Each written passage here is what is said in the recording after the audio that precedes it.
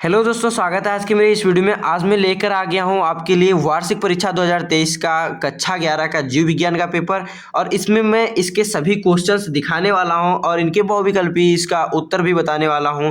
तो यहां पर आप देखेंगे तो इसके ये जो आपका पेपर है ये 70 अंक का है। सब पूर्णांक यहाँ पर पड़ा है 70। और ये सभी क्वेश्चन जो हैं इसके करना अनिवार्य है और इसमें कुछ अथवा में करके बाद में दिए गए हैं, लेकिन वैसे ऊपर दिया गया है कि सभी क्वेश्चन इसमें करना अनिवार्य है। तो पहला क्वेश्चन स्टार्ट होता है, सही विकल्प चुनकर अपनी उत्तर पुस्तिका में लिखना है।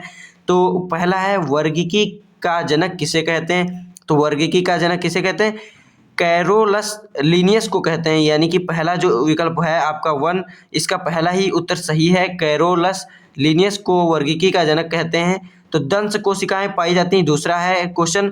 तो दंश कोशिकाएं सिलेंट्रस में पाई जाती हैं। 4 विकल्प सब में दिए गए हैं। तो इस तरीके से सिलेंट्रस में पाई जाती हैं दंश कोशिकाएं। और प्याज, लहसुन तथा एलोवेरा पादप जगत में के कुल किस कुल से संबंधित हैं? तो किस कुल से संबंधित हैं? यहाँ पर आप जानते होंगे कि लिलियसी जो कुल है इसका, उससे ये सभी संबंधित हैं। तो कोशिका का विद्युत घर किसे कहते हैं? तो कोशिका का जो विद्युत घर है वो माइटोकॉन्ड्रिया को कहते हैं। और प्रकाश संश्लेषण के लिए आवश्यक शर्त क्या है? तो प्रकाश तथा उचित तापमान होना चाहिए, पर्ण रहित एवं जल होना चाहिए, पर्ण हरित एवं जल और CO2, इन तीनों चीज़ों की आवश्यकता है। यहाँ पर ये सभी का विकल्प है, तो ये सभी आंसर करेक्ट हो जाता है। फिर कोशिकीय श्वसन में ग्लूकोज से पायरुविक अम्ल का बनना कहलाता है। तो कोशिकीय श्वसन में पायरुविक अम्ल का बनना आपका ग्लाइकोलाइसिस कहलाता है। और हीमोग्लोबिन द्वारा संवादित ऑक्सीजन का प्रतिशत होता है तो 97% होता है।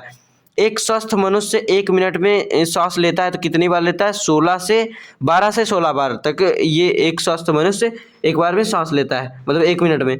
पक्षियों की अस्थियां किस प्रकार की होती हैं? तो छिद्र युक्त तथा और वायु से भारी होती हैं और छिद्र युक्त होती हैं। और बाद में फिर अंतर स्पष्ट करना है तो वायवीय श्वसन तथा अवायवीय श्वसन में, फिर वायरस तथा जीवाणु में अंतर स्पष्ट करना है, बैक्टीरिया तथा साइनोबैक्टीरिया में अंतर स्पष्ट करना है। पहले ये जो बहुविकल्पी थे क्वेश्चन उनके आपका 1-1 नंबर के थे और ये सभी 2-2 नंबर के हैं। ये जंतु कोशिका तथा पादप कोशिका, इसका भी आपको अंतर स्पष्ट करना है, क्या अंतर है। RNA और DNA में भी अंतर स्पष्ट करना है। 2-2 नंबर के ये आपके 5 क्वेश्चन हैं। और इसी तरीके से आपका तीसरा क्वेश्चन आता है, प्रश्न नंबर 3। इसमें सभी क्वेश्चन आपके 3-3 नंबर के हैं।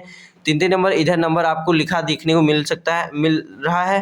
तो यहाँ पर लिखा है, मानव रक्त में पाए जाने वाले श्वसन कवक पर टिप्पणी लिखिए। तो इन सब के उत्तर मैं अभी नहीं बता रहा हूँ, अगर आप कमेंट करेंगे तो इन सब के भी मैं उत्तर ला दूंगा।